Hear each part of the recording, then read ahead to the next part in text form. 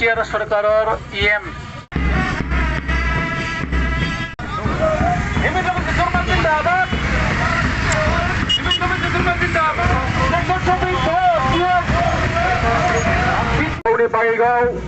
Candidate India এলায়েন্সৰ তেখেতক বিপুল ভোটত জিকাই দি ভাৰতৰ নৰেন্দ্ৰ মোদী ডাঙৰীয়াক তৃতীয়বাৰৰ কাৰণে প্ৰধানমন্ত্ৰী বনোৱাৰ এইটো বাইক দিলে।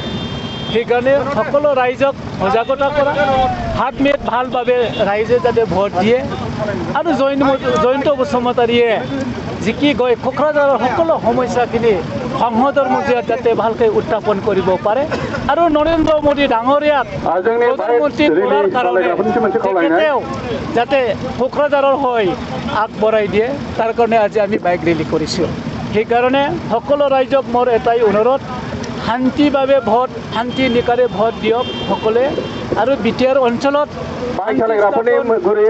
আহিছে, আমি নিৰাপত্তা পালোঁ, উন্নয়ন হ'লোঁ। সকলো ৰাইজে, সকলো জাতি জনগোষ্ঠীৰ মাজত মিলা প্ৰীতি আহিল। একমাত্ৰ ডক্টৰ হিমন্ত বিশ্ব শৰ্মাৰ নেতৃত্বত বিটিআৰ চৰকাৰৰ আমাৰ চিফ প্ৰমোদ বড়ো ডাঙৰীয়াৰ ভাল এটা পদক্ষেপৰ কাৰণে আমাৰ অঞ্চলত শান্তি ঘূৰি আহিলে। সেইকাৰণে ইয়াত আমি ক'ব লাগিব, ভাৰতৰ প্ৰধানমন্ত্ৰী নৰেন্দ্ৰ মোদী ডাঙৰীয়াক ধন্যবাদ জ্ঞাপন কৰিব লাগিব আৰু হোম মিনিষ্ট্ৰী অমিত শ্বাহ ডাঙৰীয়াক মই ধন্যবাদ জনাইছোঁ আৰু অসমৰ ডাইনামিক লিডাৰ সন্মানীয় ডক্টৰ হিমন্ত বিশ্ব শৰ্মা ডাঙৰীয়াক আমি ধন্যবাদ জনাব লাগিব। তেখেতসকলৰ আশীৰ্বাদত আকৌ বিটিআৰত 2020 চুক্তি হোৱাৰ পিছত ইয়াত শান্তি আহিল, নিৰাপত্তা পালে, ইয়াত উন্নয়ন হ'বলৈ ধৰিলে আৰু ইয়াত সকলো জাতি জনগোষ্ঠীৰে একেলগে বসবাস কৰিবলৈ আমি সক্ষম হ'লোঁ। সেইকাৰণে সকলোকে ধন্যবাদ জনাইছোঁ। হাত মেট সকলোৱে ভোট দিয়ক। ট্ৰেক্টৰত 4 জোৰত আমি ৰিজাল্ট পাম। বিপুল ভোটত জয়ন্ত বসুমতাৰী ডাঙৰীয়াই জিকিবলৈ গৈ আছে। বিজেপি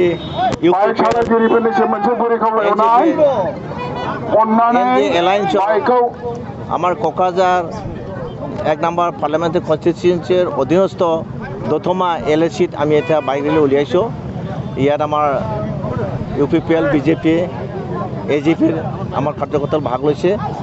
তাৰ উদ্দেশ্যটো হৈছে কি, আমাৰ যিহেতু আমাৰ মেজৰ আমাৰ যে কেম্পিংটো হোৱা নাই আৰু নটিফিকেশ্যন 12 তাৰিখে ওলাব আৰু তাৰ পিছতে আমাৰ কেম্পিংটো হ'ব। গতিকে তাৰ আগতে আমি আমাক সজাগ কৰিবলৈ, আমাক মানুহবিলাকৰ মাজত আমাৰ ষ্ট্ৰং মানে শক্তি যে আমি আছে, এইটো কৰি যাম বুলি মানুহবিলাকক ভালকৈ বুজাই দেখাই আমি এইটো কৰিছোঁ। আৰু আমাৰ শক্তিটো প্ৰদৰ্শনৰ আমাৰ এটা আৰম্ভণি এইটো আমি এইটো লৈ পেলাই আমি কৰিছোঁ।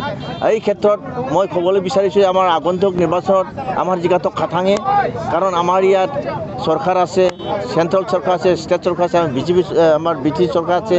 তাত বেলেগ ধৰণৰ কোনো প্ৰভাৱ নপৰিব। বেলেগ পাৰ্টিবিলাকে আমাক ক'ব বিচাৰিছে বিজেপি UPPলৰ আমাৰ যে প্ৰভাৱ নাই, কিন্তু মই ক'ব বিচাৰিছোঁ যিবিলাক তেনেকৈ কৈছে তেওঁলোকে প্ৰভাৱ নাই।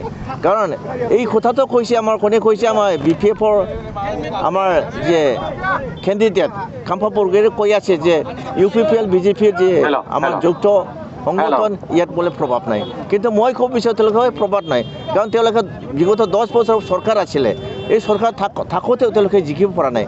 আজি আমাৰ BJP UPPলৰ গোটেইবিলাক চৰকাৰ আছে, গোটেই মেচিনাৰী আছে, গোটেই কাৰ্যকৰ্তা আছে, ৰাইজে আমাৰ লগত আছে, উন্নতি কৰিছে। এইবিলাক চাই ৰাইজে আজি দিনে দিনে লাখ লাখ মানুহে আমাৰ পাৰ্টিত যোগদান দি আছে।